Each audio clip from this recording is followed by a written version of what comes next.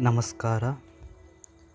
ಏಕದಂತಾಯ ವಿದ್ಮಹೇ ವಕ್ರತುಂಡಾಯ ಧೀಮಹಿ ತನ್ನೋ ವಿಘ್ನೇಶ್ವರ ಪ್ರಚೋದಯಾತ್.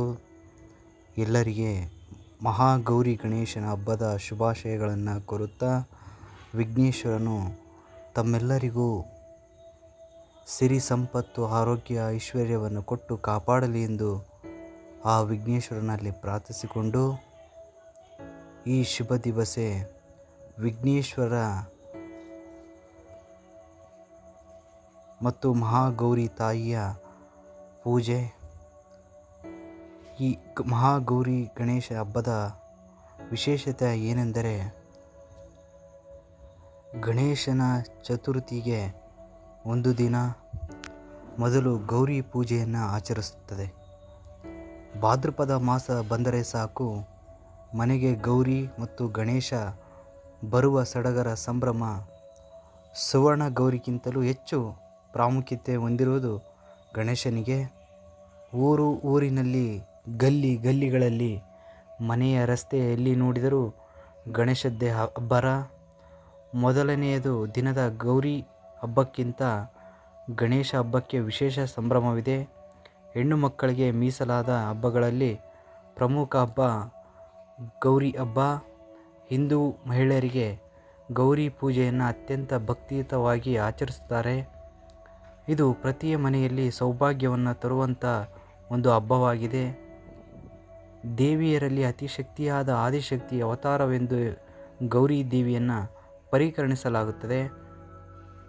ವಿವಾಹಿತ ಮತ್ತು ಅವಿವಾಹಿತ ಮಹಿಳೆಯರಿಗೆ ಉಪವಾಸ ವ್ರತ ಆಚರಿಸುತ್ತಾರೆ. ವಿವಾಹಿತರ ಹೆಂಗಸರು ತಮ್ಮ ವೈವಾಹಿಕ ಜೀವನವನ್ನು ಚೆನ್ನಾಗಿರಲೆಂದು ಸುವರ್ಣ ಗೌರಿಯ ವ್ರತವನ್ನು ಆಚರಿಸುತ್ತಾರೆ. ಅವಿವಾಹಿತ ಮಹಿಳೆಯರು ಒಳ್ಳೆಯ ಕಂಕಣ ಭಾಗ್ಯವನ್ನು ಕೂಡಿ ಬರಲಿ ಎಂದು ವ್ರತವನ್ನು ಆಚರಿಸುತ್ತಾರೆ ಎಂಬ ವಾಡಿಕೆ ಇದೆ. ಉಪವಾಸ ವ್ರತದಿಂದ ಗೌರಿ ದೇವಿಯ ವಿಗ್ರಹವನ್ನು ಇಟ್ಟು ಅಲಂಕರಿಸುತ್ತಾರೆ. ಸಾಂಪ್ರದಾಯಿಕವಾಗಿ ಎಲ್ಲ ಮುತ್ತೈದೆಯರಿಗೆ ಅರಿಶಿಣ, ಕುಂಕುಮ, ಬಳೆ, ತೆಂಗಿನಕಾಯಿ, ಸಿರಿಧಾನ್ಯಗಳನ್ನು, ಕುಬುಸದ ತುಂಡು ಬೆಲ್ಲವನ್ನು ನೀಡುತ್ತಾರೆ. ಈ ಸಂದರ್ಭದಲ್ಲಿ ವಿವಾಹಿತ ಮಹಿಳೆಯರು 16 ಗಂಟುಗಳಿರುವ ಗೌರಿ ದಾರವನ್ನು ಕಟ್ಟಿಕೊಂಡು ದೇವಿಯ ಅನುಗ್ರಹವನ್ನು ಪಡೆಯುತ್ತಾರೆ. ಇನ್ನು ಹಳ್ಳಿ ಕಡೆ ನೋಡುವುದಾದರೆ, ಹೊಸದಾಗಿ ಮದುವೆಯಾದ ನವದಂಪತಿಗಳಿಗೆ ಆಟದ ಹಬ್ಬ. ಏಕೆಂದರೆ ಹುಡುಗಿಯರು ಮನೆಯವರು ಹುಡುಗನ ಮನೆಯವರಿಗೆ ಬಾಗಿನ ತೆಗೆದುಕೊಂಡು ಹೋಗುವ ತೆಂಗಿನಕಾಯಿಯನ್ನು ಬರೆಗೈಯಿಂದ ಗುದ್ದಾಡುವ ಆಟವೊಂದು. ಹುಡುಗನ ಮನೆಯವರು ನೀಡುವ ತೆಂಗಿನಕಾಯಿಯನ್ನು ಹುಡುಗಿಯ ಮನೆಯವರು ಒಡೆಯುವುದು, ಹಾಗೆ ಹುಡುಗಿ ಮನೆಯವರು ನೀಡಿದ ತೆಂಗಿನಕಾಯಿಯನ್ನು ಹುಡುಗನ ಮನೆಯವರು ಒಡೆಯುವುದು ಮೂಲಕ ಸಂಭ್ರಮಿಸುತ್ತಾರೆ.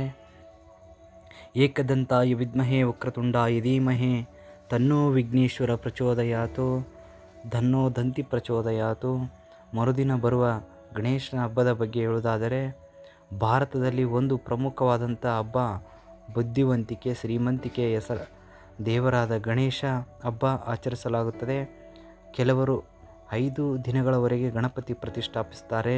ಇನ್ನು ಕೆಲವರು 10-15 ದಿನಗಳಿಗೆ ಇಟ್ಟು ಪ್ರತಿದಿನ ಪೂಜಿಸಿ ಸಂಭ್ರಮಿಸುತ್ತಾರೆ. ಗಣೇಶ ಚತುರ್ಥಿ ಹಬ್ಬವನ್ನು ಭಾರತದ ಬಹುತೇಕ ಎಲ್ಲ ಭಾಗಗಳಲ್ಲಿ ಆಚರಿಸುತ್ತಾರೆ.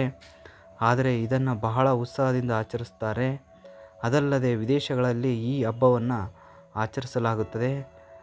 ಗಣಪನ ಇಷ್ಟವಾದ ತಿನಿಸು ಮೋದಕ, ಕಾಯಿ ಕಡುಬು, ಲಡ್ಡು, ಮಂಡಕ್ಕಿ, ಉಂಡೆ, ಬಾಳೆಹಣ್ಣು, ಗರಿಕೆ, ಹುಲ್ಲು ಹಾಗೆ ನೈವೇದ್ಯ ಇಡುತ್ತಾರೆ. ಎಲ್ಲಿ ನೋಡಿದರೂ ಹಾಡು, ನೃತ್ಯ, ಸಂಭ್ರಮ, ಹಾವಳಿ. ಇಲ್ಲಿ ಜಾತಿ ಮತ ಎಂಬ ಯಾವುದೇ ಭೇದ ಭಾವವಿಲ್ಲದೆ ಎಲ್ಲರೂ ಗಣಪತಿ ಪೂಜೆ ನಡೆಯುವ ಕಾರ್ಯಕ್ರಮ ಆಗಮಿಸುತ್ತಾರೆ. ಯಾರು ಬೇಕಾದರೂ ತಮ್ಮ ಪ್ರತಿಭೆಯನ್ನು ತೋರಿಸುವ ಮುಕ್ತ ಅವಕಾಶ ಎಂದರೆ ಅದು ಸಾರ್ವಜನಿಕ ಗಣೇಶೋತ್ಸವ ಕಾರ್ಯಕ್ರಮ. ನಂತರ ಗಣೇಶನ ಮೂರ್ತಿಯನ್ನು ಮೆರವಣಿಗೆ ಮೂಲಕ ವಿಸರ್ಜನೆಗೆ ಸ್ಥಳಕ್ಕೆ ತಂದು ಮತ್ತೆ ಪೂಜಿಸಿ ನದಿಯಲ್ಲಿ ವಿಸರ್ಜಿಸುತ್ತಾರೆ.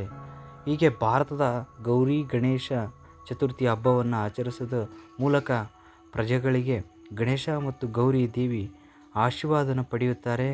ಎಲ್ಲರಿಗೆ ಸುವರ್ಣ ಗೌರಿ ಗಣೇಶದ ಚತುರ್ಥಿ ಹಬ್ಬದ ಮತ್ತೊಮ್ಮೆ ಶುಭಾಶಯಗಳನ್ನು ಕೋರುತ್ತಾ, ಆತ್ಮೀಯರೇ, ಸದಾಕಾಲ ಒಳ್ಳೆಯದನ್ನು ಮಾಡೋಣ. ಸರ್ವೇ ಜನೋ ಸುಖಿನೋ ಭವಂತು, ಸನ್ಮಂಗಳಾನಿ ಭವಂತು.